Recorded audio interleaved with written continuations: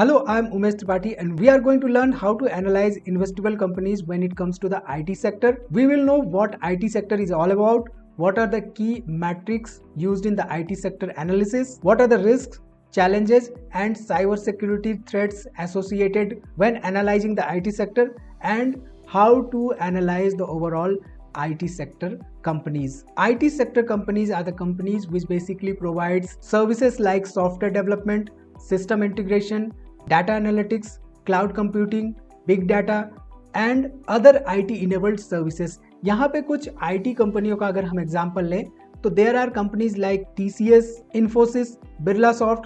Though these types of companies belong to IT sector, but their focus area may be different. So जब भी हम IT sector के stocks को analyse कर रहे हैं तो वहां पे हमें कुछ इंपॉर्टेंट बातों का ध्यान रखना होता है एंड इंपॉर्टेंट फाइनेंशियल रेशियोज की भी एनालिसिस करनी होती है.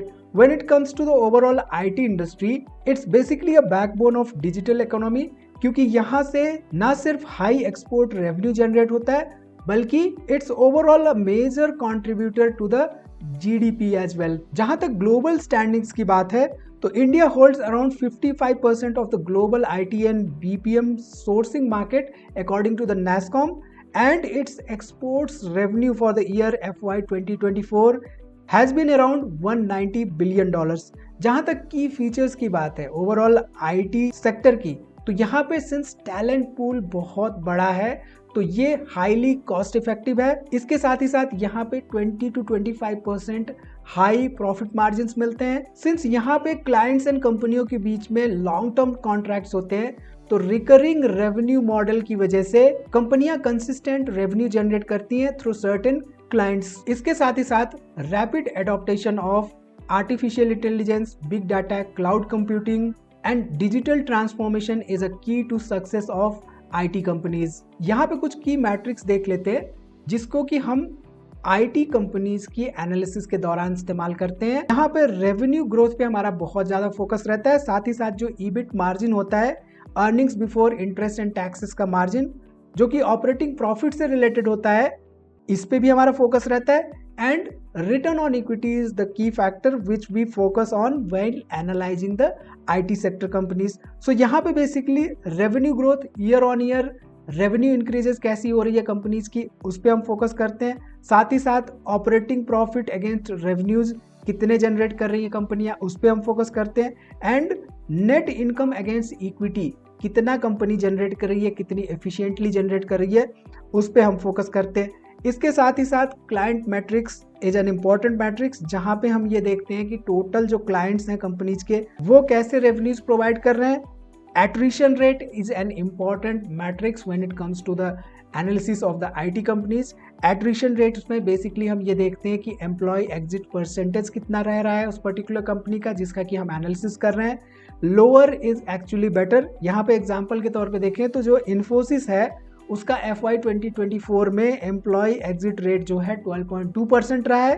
साथ ही साथ प्राइस टू अर्निंग रेशियो जो कि एक कॉमन मैट्रिक्स है अक्रॉस डिफरेंट सेक्टर्स, ये इंपॉर्टेंट मैट्रिक्स होता है when we are analysing the IT companies. इसके साथ ही साथ there are different risks and challenges and threats that has to be addressed when it comes to analysing the IT companies. यहाँ पे attrition risk के बारे में हमने देख ही लिया. एट्रिशन रिस्क अगर किसी IT कंपनी का पीक कर रहा है तो वो थोड़ा सा एक कंसर्निंग फैक्टर हो सकता है. फॉर एग्जांपल विप्रो का attrition rate was around 23% in FY 2022. इसके साथ ही साथ करेंसी रिस्क भी एक इम्पॉर्टेंट चैलेंज होता है IT कंपनीज के लिए because most of the IT companies they provide services, they earn in dollars. So basically इनका जो रेवेन्यू होता है वो US डॉलर्स में होता है लेकिन जो कॉस्ट होता है, कॉस्टिंग पार्ट जो होता है वो इंडियन रुपीज में होता है. तो यहाँ पे अगर 1% भी डिप्रिशिएशन होता है INR में तो ये मार्जिन्स को अबाउट 30 बेसिस पॉइंट से बूस्ट कर सकता है. यहाँ पे एक एग्जांपल लेते हैं, एग्जांपल से समझते हैं कि IT कंपनीज बेसिकली कैसे करेंसी रिस्क से इम्पैक्टेड होती हैं. तो यहाँ पे मान लेते हैं एक कंपनी है ABC जिसका कि US डॉलर रेवेन्यू रहा है $1 लाख. INR कॉस्ट यहाँ पे देखें तो 75 लाख इंडियन रुपीज के आसपास हैं. इनिशियल एक्सचेंज रेट्स यहाँ पे एक US डॉलर का 75 रुपए था. सो यहाँ पे सिनारियो 1 की हम बात करते हैं। सिनारियो 1 में क्या है कि जो हमारा INR था, जो कि $1 इज इक्विवेलेंट टू 75 रुपीज था, वो अब डिप्रिशिएट हो चुका है। Now that has become to 80 rupees पर डॉलर। यहाँ पे रेवेन्यू जो है अब $1 lakh multiplied by 80 which becomes 80 lakh Indian rupees. अब प्रॉफिट की यहाँ पे बात करें तो जो रेवेन्यू है 80 lakh minus the cost which is 75 lakhs. Now the profit in this case is 5 lakhs INR, यानी कि Indian rupees. The company now has a higher profit due to the depreciation of the INR. Since INR का dollar के against depreciation हुआ है, the company is making higher profit. Now let's talk about the scenario 2. In scenario 2, what happens is INR appreciates to 70 rupees per US dollar. पहले ये 75 rupees, अब ये 70 rupees per US dollar हो चुका है scenario 2 में। Revenue in this case becomes now 70 lakh Indian rupees and the profit here is negative -5 lakhs, यानी कि जो कंपनी INR के डेप्रिशिएशन में प्रॉफिट जनरेट कर रही थी, वही कंपनी INR के एप्रिशिएशन में against the US dollar is now making a loss of about 5 lakh Indian rupees. So currency risk is an important factor when it comes to the overall IT company analysis. इसके साथ ही साथ tech obsolescence is also an important factor. Company जो IT sector की companies है basically, वो certain technology पे काम कर रही है, राइट? अब अगर हम ध्यान दें तो 10 साल पहले वो डिफरेंट टेक्नोलॉजी पे काम कर रही थी। आज के समय पे डिमांड है आर्टिफिशियल इंटेलिजेंस की, बिग डाटा, क्लाउड कंप्यूटिंग की। तो ऐसे में धीरे धीरे by the time technologies evolve होती हैं एंड टेक्नोलॉजीज ऑब्सोलीट भी होती रहती हैं। So the IT companies actually need to focus and invest on new technologies like artificial intelligence or cloud. So this is also an important factor when it comes to assessing risks in analyzing IT sector companies. इसके साथ ही साथ cyber security threats is a major challenge for IT companies.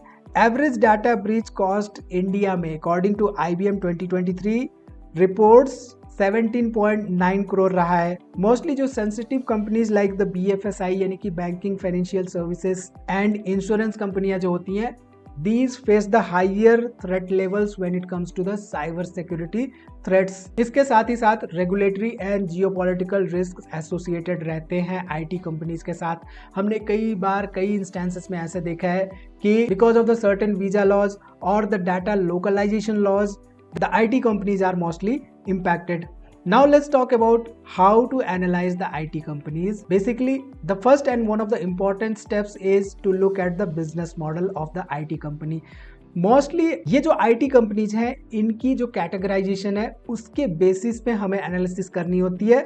यहाँ पे चाहे IT services हो या software products की कंपनी हो या प्लेटफॉर्म बेस्ड बिजनेसेस हो या consulting and digital transformation related businesses हो, IT कंपनियाँ क्या कर रही हैं, किस कैटेगरी से बिलोंग करती हैं, ये स्टडी करना हमारे लिए इंपॉर्टेंट होता है। तो IT सर्विसेज की बात करें तो few examples are like TCS या इन्फोसिस।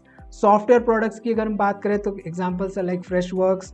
प्लेटफॉर्म बेस्ड बिजनेसेस की बात करें तो यहाँ पे examples are like Salesforce, Microsoft azure.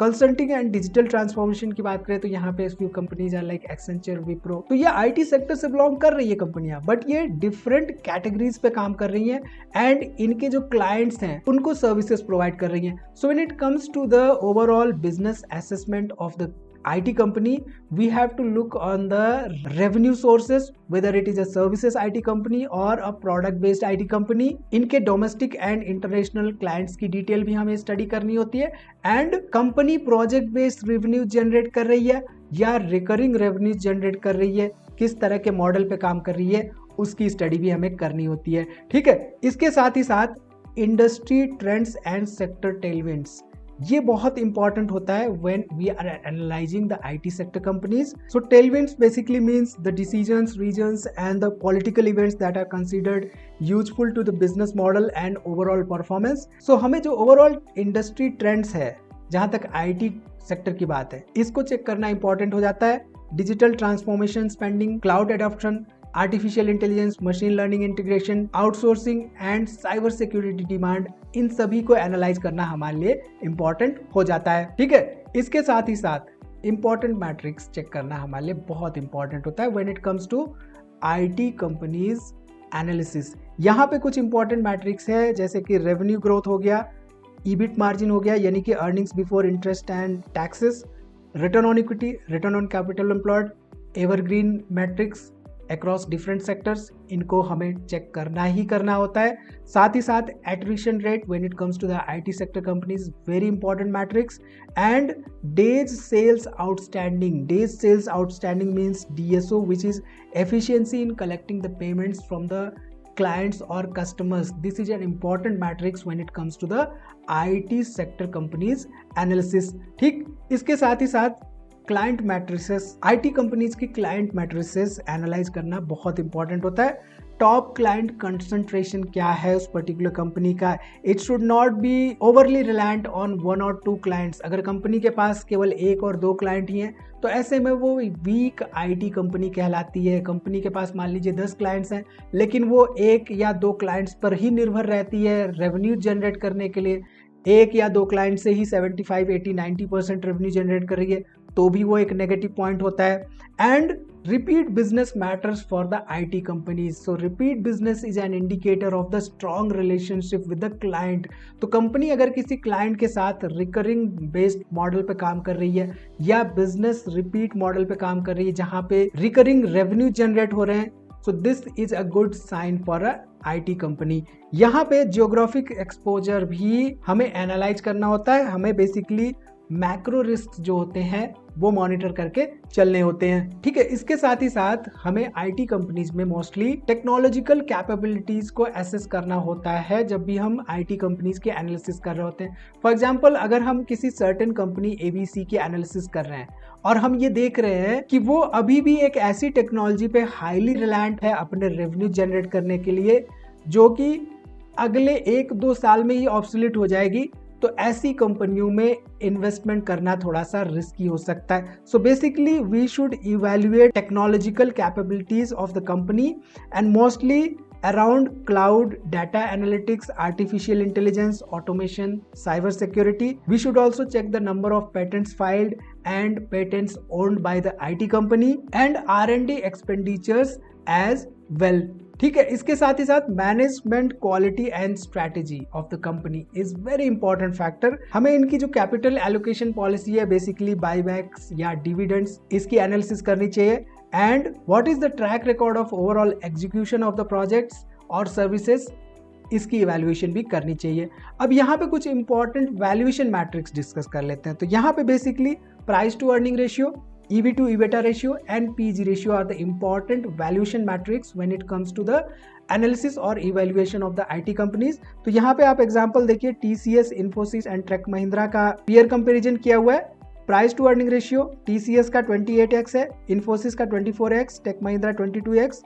EV to EBITDA ratio यहाँ पे TCS 20x, Infosys 18x, Tech Mahindra 16x। PG ratio यहाँ पे TCS का 1.8 है, Infosys का 1.6 है एंड टेक महिंद्रा का 1.5 है। सो वैल्यूएशन से basically we can analyse the peers and figure out which amongst the certain companies which we are analyzing is undervalued comparatively। ठीक है, so overall a checklist for IT companies analysis can be based on the revenue growth, based on the profitability margins, based on the attrition rates and overall valuation matrix। तो यहाँ पे revenue growth at least 10% या उससे ज़्यादा हो, operating margin 20% या उससे ज़्यादा हो, mostly for the large caps, return on equity, return on capital employed 20% या उससे ज़्यादा हो, client diversification no more than 20% of revenue from the top client. Attrition rate की बात करें तो 15% से कम एट्रिशन रेट हो। साथ ही साथ R&D एंड इनोवेशन की बात करें तो company should be actively investing in the new technologies. And valuation की बात करें तो it should be fairly valued amongst the peers that we are comparing। So all in all, Indian IT sector is globally competitive, has high margin and mostly export driven। Investable companies should have strong fundamentals, low attrition rate and efficient capital allocation with strong order book। तो इस video में इतना ही। See you in the next video। Investments in securities markets are subject to market risks. Read all the related documents carefully before investing।